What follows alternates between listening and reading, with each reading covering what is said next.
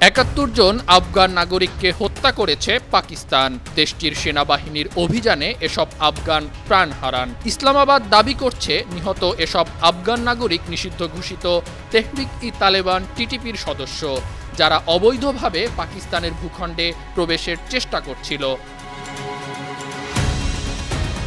শুক্র, শনি ও রোববার খাইবার পাখতুনখোয়া প্রদেশের উত্তর ওয়াজিরিস্তানে ওই অভিযান পরিচালনা করা হয়, যেখানে অংশ নেয় পাকিস্তানের সামরিক বাহিনীর কয়েক হাজার সদস্য। পাকিস্তানের সেনাবাহিনী দাবি করছে ভারত সমর্থিত ৭১ বন্দুকধারীকে হত্যা করেছে তারা।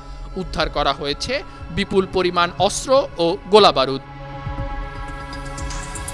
পাকিস্তানের খাইবার পাখতুনখোয়া প্রদেশে ইসলামী আইন প্রতিষ্ঠার দাবিতে আন্দোলন করছে তেহরিক-ই-তালেবান টিটিপি।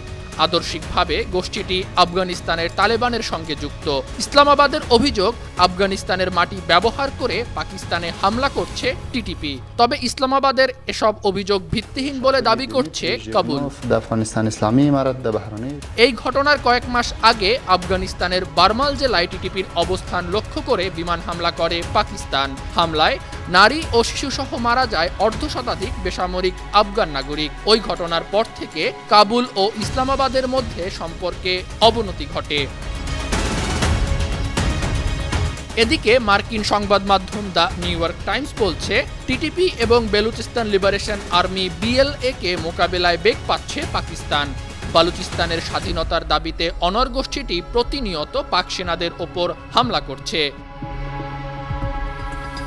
তেহরিক-ই-তালেবান ও বেলুচ আর্মিদের ছাড়াও পাকিস্তানের পূর্ব দিকে আছে ভারত। কাশ্মীরে হামলার জেরে সেখানে সেনা উপস্থিতি বাড়িয়েছে দিল্লি। সেই বিষয়টি নিয়েও বিচলিত Islamabad. Millions of people have been displaced. আন্তর্জাতিক ডেস্ক, 52 টিভি।